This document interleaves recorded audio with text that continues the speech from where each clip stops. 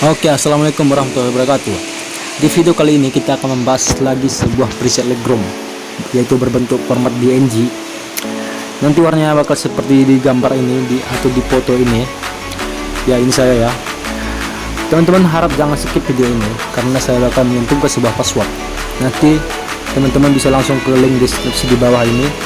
Kalau sudah menemukan passwordnya, nanti passwordnya bakal tercantum di pojokan atas ya. Oke, tanpa banyak basa-basi lagi, kita langsung ke tutorialnya. Let's go.